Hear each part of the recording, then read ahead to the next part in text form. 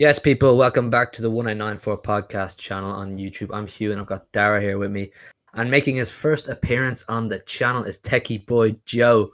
Joe, it's obviously your first appearance on the channel, but I think you need to give the people an explanation on when they might have heard you if they stayed till the very end of our Burnley review. Yeah, if you stayed to the very end of the Burnley review, we had a little bit of a. Well, we had a little bit of a. I don't know how to put it, but we were recording during Liverpool Brighton, and Brighton actually scored. Brighton won the game in the end, but Brighton scored towards the end of the recording, and yeah, it all Dara went. stopped. Dara stopped concentrating and messed up our whole flow. We were in a good flow. We were recording our review. We were talking about the game, the players, and next thing you know, Dara, you take it from here. You might give a better explanation from your side Um, of things. okay, so we were talking about Mahrez. We're in a Riyad Mahrez segment. I was just shy talking. Next thing you know, I see Steven Alzate running off the screen in the background, and I just start buffering. And we yeah, we just stopped recording and went Yeah, into so that's pandemonium where for 5 minutes. that's where Joe came in and gave a big F off to the camera, which so we had to break it Yeah. into two clips, the Burnley review rather than one. Anyway, yeah, so Joe is our video editor. He's going to come on probably most podcasts every Friday. The plan is a bit of an update for you guys. You can expect the podcast every Friday. That's the plan to get it out, and then whatever videos we do around that, previews, reviews, and if there's any other topics we might think of doing, and if you suggest any, we're happy to do them. Just a big quick shout out to some of the people who commented on our last video. We appreciate the support, the likes as well. It was great. So yeah, this podcast is going to be a bit of a January review because it was obviously a great month to be a City fan. 9 wins out of 9. Great month. And then we'll talk about a few other little things, and then at the end we'll do a bit of a February review because there's some big games coming up in February. So lads, let's talk a bit about January. We got 9 wins out of 9. It started off with beating Chelsea in Stamford Bridge 3-1. Go from there. What do you think, Dara? Yeah, well, it's as you said, great month to be a City fan. But looking at the stats, the most impressive one I see is the 2 goals conceded. That's Yeah. Well, what do you put that down to? it has to be the defensive partnership, which is I don't say how anyone's breaking it down. I mean, there was a fluke goal at Chelsea. I mean, I think Zinchenko fell asleep, wasn't it? Zinchenko fell asleep in the final minute, and they ended up scoring off it. I can't actually think of what the other goal was. Cheltenham. Cheltenham, yeah. Christ. So one goal in the league conceded in January. One goal in the league. Taylor, I think Taylor Howard-Bellis was playing. Was he playing centre half or right back for that game? Eric played Garcia right was back. centre back. And It was Laporte, Garcia, Howard Bellis, and Mendy. Because Mendy almost scored in that game. He had it cleared off the line. Yeah, listen, you know when Benjamin Mendy's playing, we're conceding. I'm sorry, whether he's directly involved in conceding the goal or not, he's a bad luck charm. I'm pretty sure I've he had- has a I don't know about it. 50% win rate when he's in the team as well, which is pretty poor. I think we can confidently say we are never going to see this infamous, mysterious Monaco Mendy. What do you think about that? the Joe? wild myth.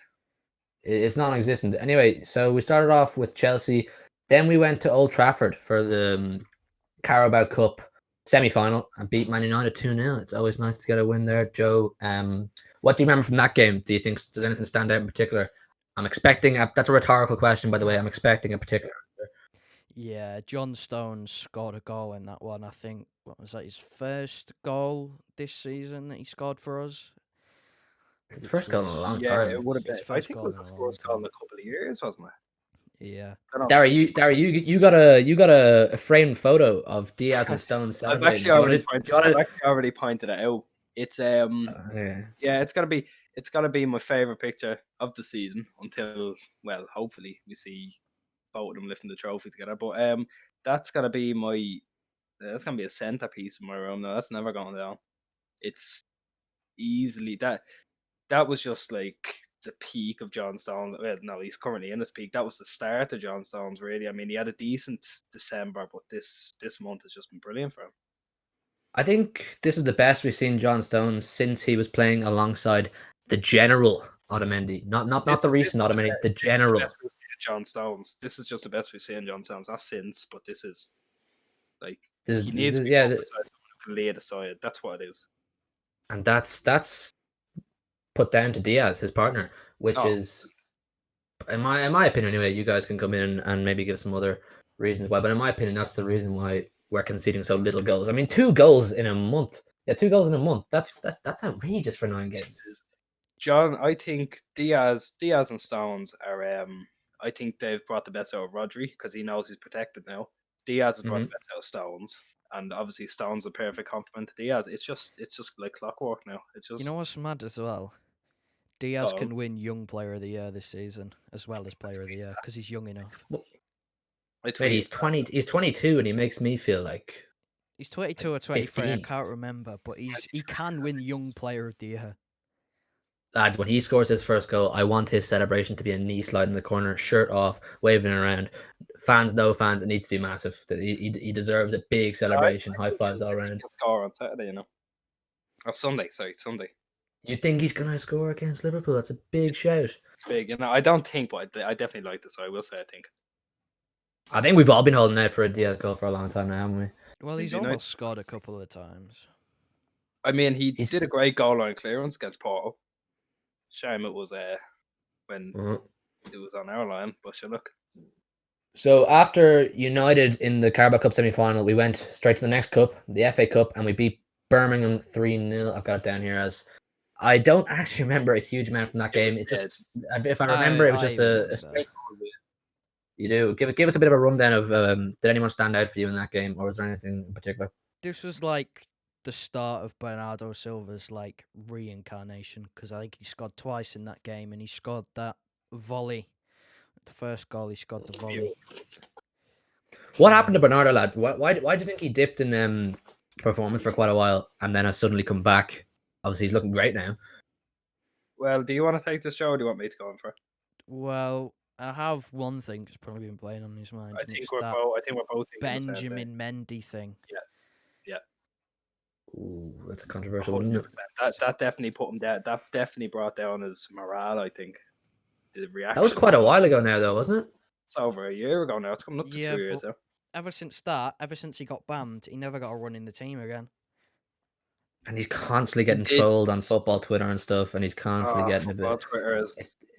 It's just toxic, and he's a bit of a troll himself on Twitter, by the way, actually, isn't he? Yeah, I saw his tweet from when we hit them for 4, I think it was, and it was like to the Liverpool fans moaning at me, go read a book. Basically, yeah, or do something else with your time, wasn't it? Moaned at him because he didn't clap. Which, like, I think it was good. I think it was good of Pep. I don't know. I'd say they would have done it in the reverse situation, but it wouldn't have surprised me if they didn't. No, they wouldn't. Klopp's a sore loser. We all know that. I think they would have, to be honest. But like, I think Klopp definitely has a lot of respect for Pep. But some of the quotes that have come out today. Well, yeah, but judging by his quotes today, he doesn't really have a lot of respect for anyone. It's a lot. Lads, let's give a bit of context to this. At the time of recording, at the time of recording this today, Klopp fired maybe, I don't know if it's a shot or if it's a bit of a dig at Pep, but has anyone got the quote there? Maybe off the top of their head, or they have it in front of them. It was something along the lines of, I can't remember exactly, but he said something about we had a 2-week COVID break and no one else had a COVID break. 1 second. Yeah. Well, it's something along the lines of that. Something about COVID breaks. I think he's just trying to say basically City should be fresher than Liverpool coming into this big game on Sunday. Isn't that basically something? Game was postponed. We haven't had a break. Man City have had 2 weeks for COVID reasons, which is incorrect for us, right? We had what? Was it a week or less than a week for Everton? It was like the day before Everton. It got. No, it was day of Everton. Day of Everton. We cancelled it. Yeah. So we went, 3 or 4 days with a break? I think we could have had one earlier on. I think, was it Villa? No, Villa wasn't. That's the very start of the season. That's the very start of the season. So we ended up getting no pre-season and a week off at the start. I'm pretty sure they had a pre-season. I could be wrong there. Liverpool had a pre-season because they weren't they weren't involved in the tournament in Portugal. They were knocked out by Atletico Madrid. They got knocked out when fans were in the ground. We'll leave the Liverpool chat because you can expect a preview from us for that game. We're getting a Liverpool fan on to chat to us about that, so we're looking forward to hearing his views. Anyway, we'll keep going on with January because it was a great month and I think it deserves the time. We beat Brighton 1-0 after that. I suppose beating Brighton isn't for absolutely everyone. 1-0 probably wasn't the best performance, but I think I remember saying at the time, it was just a champion's performance. It wasn't the nicest, wasn't the prettiest, but we grinded out the 3 points. Yeah, it was professional. We grinded out those 3 points. We got what we needed from the night, and then we moved on to the 4-0 demolition of Crystal Palace. Now that was a great night. There were some great goals that night. What do you lads remember from that? And do you think we're talking about? I remember Stones. absolutely everything. Stones. Oh, Stones got a great goal, didn't he? Yeah. He scored twice, didn't he? He scored Yeah, I twice. think he scored twice, but one of them was fantastic. Yeah, Sterling scored a free kick. What else scored? Yeah, I remember that. He scored a free kick, but it was straight after the game where he missed a pen. Yeah, he missed the penalty against Brighton the week before, didn't he? 25 yards. I think that's given him a lot of confidence. That free kick. He came back and he's been playing well ever since. So Stones stole the show in that game. If he hadn't scored that free kick, he would have probably put that one against Burnley over. You think? To be honest, I don't know. It's a bit of an overstatement, but you know what I mean. Yeah, so we beat Palace. John Stones stole the show. Now he's been making the headlines. First Premier all League month, goal really, for us when he scored that. Yeah. And it's no wonder that he's been nominated for Premier League Player of the Month. Premier League Player of the Month and Man City Player of the Month. Well, there you go, guys. He's absolutely killing it. So we beat Palace 4-0. Stone stole the show there. City went on to play Villa then and beat them 2-0. And this was a night which, after the full-time whistle went, we got the news that Kevin De Bruyne was going to be out for 4 to 6 weeks. And people were starting to question, where's the creativity going to come from? Where the goal is going to come from? Because we were going to be missing Kevin De Bruyne's 50, 60-yard burst through the pitch between the lines, cutting teams open. And I want to ask you guys, both of you can give your inputs on this. What were your initial thoughts on our creativity? Where were the goals going to come from? Were you worried? He's obviously a massive loss. He's probably, in my opinion, the best player in England, and he's top 5 in the world. So what were your concerns when, we got the news Kevin De Bruyne was going to be out after that game against Villa? No worries. No worries at all. No worries. No worries at all. I've set you up there for some big emotional answer. I set you up for some emotional answer. De Bruyne is gone. We're fucked. No worries. Joe's ice cold. I'll go to the other side of the coin. I was shitting myself because, obviously Sterling was off form. He's still not really in form, but he was off form. Torres hasn't been played as much, and when he did, he only really popped up for a goal against Sheffield. Obviously Bernardo hadn't gone 100% yet. He was still etching his way back in. I was nervous, but we still like that game in particular. I think he went off 20 to go. Kevin went off about 20 to go. Yeah, because Jack Grealish creamed him, didn't he? Jack Grealish was breaking up City players that night. He sent Walker off as well. A controversial goal, which isn't controversial because it's the rule, and now they've changed it for some reason. It makes no sense, but they've now changed the rule that's always been there. I think it's been 3 years, and just because the Villa players didn't know the rule, Tyrone Mings wasn't happy, was he? They took the Twitter over. Tyrone Mings. I'd give my point now because I said I wasn't worried. Oh yes. I was elaborate, Joe. Elaborate. Ice in the veins, no worries at all. Absolutely not. Ice in the veins. Ice in the fucking veins. Yeah. The last why? time Why were you so confident? The last time we lost Kevin De Bruyne was 18-19, and we lost him for the entire season. And we won the league, and we went 14 unbeaten to the end of the season, pretty much without him. He didn't play that much. Yeah. Yeah. It's a good point. So we had players like Sané, Bernardo. Very different team. Very different team, yes. But that was now we've got Cancelo, who creates at right back. We had Walker then, who doesn't create at right back. We have Foden, who's now more involved in the first team, who's like performing at a really, really high level. He creates, he scores goals as well. He's been one of my best players this season now.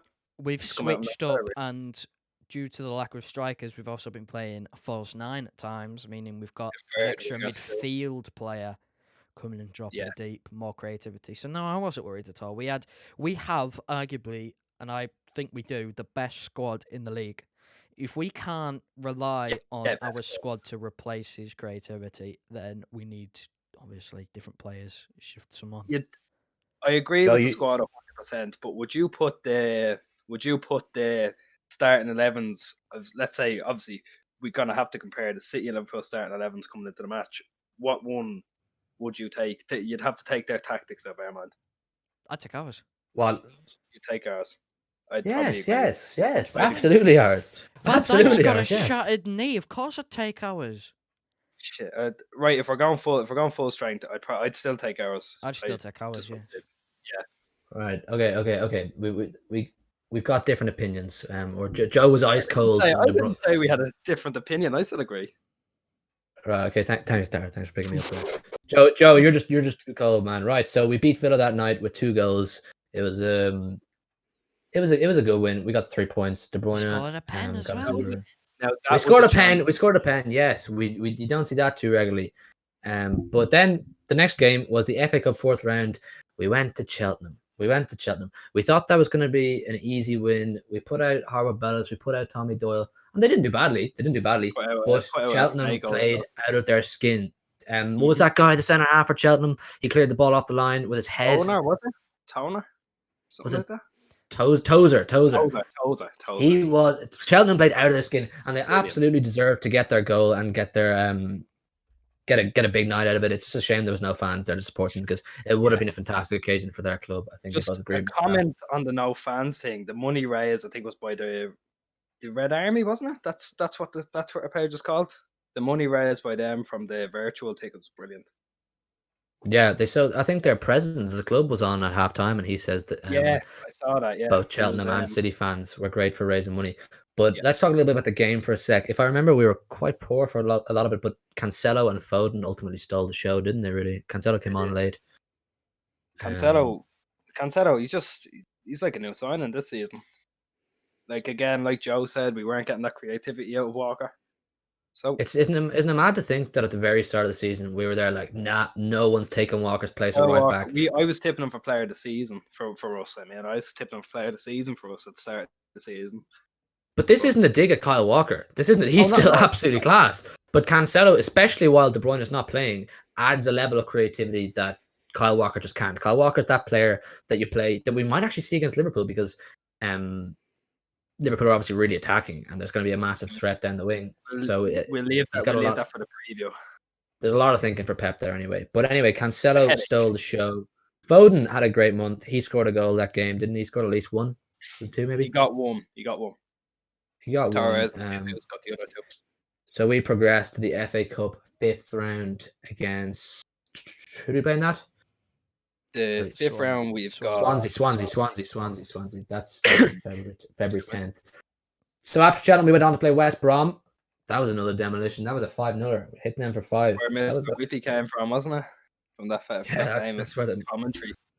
what was it again? Is it no context, something like that? It was, yeah. It's City Chance is the name. City Content is what's called. Mr. Whippy. Joe, talk to me about the West Brom game. What do you remember about that? What do you think stood out for you? Well, it was a game where we'd scored 5 again. We hadn't scored 5 since Burnley. Normally, we're used to in previous seasons smashing teams for 4 or 5.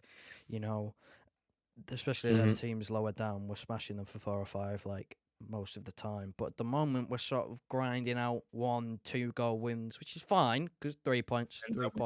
But it was a real sort of statement win where we're going to get 5 goals. Mahrez gets a goal. Sterling gets a goal. It was a very team win, wasn't it? It was a very good team performance. It wasn't just Kevin. Obviously, he wasn't there. It wasn't just Kevin De Bruyne putting in crosses all the time. It was every single player chipped in, from whether it be right back to the headfalls line that day, didn't we? Pretty sure, yeah, because we played. I think he rested. We rested Jesus. He got bought on though, and so did Torres. But we played Foden, Sterling, Mahrez, Gundogan, Bernardo, Rodri. So yeah, false 9. Just an all-round great night. Brilliant month for Rodri as well. Just on the, I think I mentioned how Diaz and Stones have brought out the best of him. He feels like he has a safety net behind him now, and hopefully he can kick on. I think we said in our Burnley review, it was definitely the Burnley review because it's the only video up where we talked about City so far. I said, or we both agreed, I think, that Rodri isn't a Fernandinho replacement. Rodri's just Rodri, and he's got his own style of play, and Pep uses that whenever he feels it's necessary, and Pep uses Fernandinho's style of play whenever he feels it's necessary. Do you agree with that? Do you think Rodri is just his own player? He brings his own assets to the team. Yeah, 100%. I definitely agree with that. What do you think, Joe? I mean, I know Joe agrees because he was the person I heard make the point, and I just nabbed that off him. So he's his own player. He has different strengths and weaknesses. We know his weaknesses is speed when the ball's turned over and the countering. He's not the best at covering ground. We know that he's not as good as like making little tiny tactical fouls because he usually gets booked for making them in silly situations. yeah, I think there was when we played Sheffield. Was it, no who it was Burnley? Sorry, he just kind of shoved into someone, didn't he? And he was straight at the ref. No foul, no foul. I didn't do anything. Then it showed the replay, and he gets absolutely bundles him off the ball. Like I don't think he knows how to make it discreet enough. Pep's tried to bring in a Busquets type player to the Prem. That's what he tried to do, and it didn't really pay off. But now he's kind of figured out a way to make it work because we spent a lot of money on him, and we're not going to get rid of him. And his last few games that he's played have been really, really good games. Like West Brom, he had a good game against Villa. Burnley, he was arguably our best player against Burnley. I would have given him a man of the match that night. Yeah. So Rodri, he's finding his feet anyway. So we beat West Brom 5-0, and then a slight turn of events. We went on the following week to play Sheffield United, and it wasn't as convincing. It wasn't as glamorous, but we beat them 1-0. Jesus got the goal, didn't he? And Ferran Torres got a fantastic assist in that game, if I remember correctly. Yeah. What were your thoughts on that game, lads? Professional again. Unsurprising though. Yeah. It wasn't a glamorous win. Our record against Sheffield United is shocking. Yeah, they've all been 1-goal wins, haven't they? They've all been like 1-goal wins. I remember last season one of them shouldn't have stood either because they kicked it directly at the referee and it came back to Aguero who scored. I'm sure that was the one at home, wasn't it? That was Sheffield at home. That was But our record has been poor. It's been like 1-goal wins every single time. Like we only have played them 3 times, haven't we? 4 times now. Well, bear in mind. Let's give them some credit because just a few days before they beat Man United at Old Trafford. Yeah, so they were in confidence. That team's got a lot of heart. Like it'd be a huge shame to see them go down, which they probably will go down. But like I like Chris Wilder a lot. I like the team not sacking him. I like the board sitting down thinking, no, he's our man. We're not going to sack him. I think it's very unlike the Premier League, isn't it, to give a manager that kind of patience. It's the mentality that he brought us up in the first place. He knows how to get us up again if we go down. Yeah. He's doing his thing. I hope they stay up. And I wish them the best. Yeah, there you go. Yeah, it's mad. Europe, like it's such a weird season. So that's January. Summed up as best as possible. I mean, they weren't the most exciting fixtures, bar Chelsea and United, but nevertheless, we won every single one. Before I take this month, Jesus Christ. But before we go on to talk a little bit about February, we won't talk about February as much as January. Sorry, because this podcast would be way too long. But I want to ask both of you who your player of the month and why is for January. I'll start with Joe. I went for Gundogan, Mr. Whippy. He's top scorer of the month, and he's got a few assists in there as well. He has been a different player this season from the one that we originally signed. Yeah, he had Gundogan had a tough time, I think, at the start of the season. Didn't he have COVID? And he said himself, he was. Can't say that now. Well, I've said it. He had it. He was sick with the virus, if that suits better. And he said himself, I think, when he came back, that he was struggling to find full fitness again. He think it had some long lasting effect on him. But he's found his feet, and he's Joe's player of the month. Dara, I imagine yours is the same. Who's yours? Mine is the same, but my points are more like what Joe said, so I'm going to just mention. Now this isn't my player of the month. Gundogan is, but definitely the most improved, most surprising player has been Zinchenko for me. You think? The most improved, the best player of the month was Gundogan, but the most improved player was Zinchenko. Hey, well, we're not here to do most improved player. It's player of the month. Yeah, but you've given my argument. You've already given my argument for Gundogan. I don't want to just recycle it. We had a bit of faith. Right, so I'm going to give mine as well. Mine is Gundogan as well. He was absolutely fantastic. Change up. So no, I'm not going to change. He deserves it. He deserves boring, man. Right. Okay. Fine. I'll give it Do it to different. Scott Carson. Scott Carson is my player of the month, guys. He's been absolutely influential fantastic. player of the month. I don't know what it is about him, but he just deserves player of the month. There you go. Actually, Is that can I okay? just say, when Zach Steffen came in, just when we're on the thing of goalkeepers, when Zach Steffen stepped in for what, Chelsea and Man United in Oh particular. yeah. Stefan was great. He was brilliant. So he was. He was I thought- fantastic. Yeah. Yeah. Yeah. So that's our player of the month: Gundogan, and Carson. We'll remember that because it's definitely an interesting choice. Let's talk a little bit about February. It's gonna be a completely different month of February. I think it's gonna be much tougher. At the time of recording this podcast, we've already beaten Burnley 2-0 in February, and Liverpool's next on Sunday. I'm just gonna list off the fixtures really quickly to you guys, and then we'll talk a little bit about what we think, how we think they'll go. So Liverpool Sunday, followed by Swansea in the FA Cup, followed by Spurs, followed by Everton, followed by Arsenal, followed by Gladbach in the Champions League. Then West Ham to finish off the month. So that's an extremely tough month and a whole range of competitions to play in. Joe, I'm going to come to you, mate. I want you to give me your honest opinion on this. How's it going to go, and what sort of fears or confidences do you have? I am very confident that we can win most of them. Obviously, I'm not expecting to get, through all of them, win all of them, go unbeaten to the rest of the season.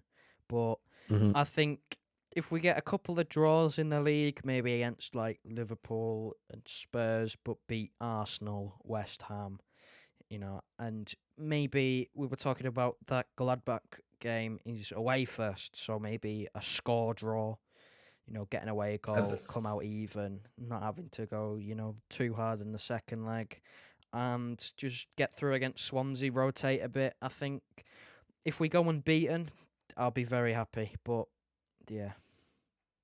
It's going to be a tough challenge to go unbeaten. I believe we have to go to Denmark to play that Gladbach game because Germany is not safe to play European football at the moment.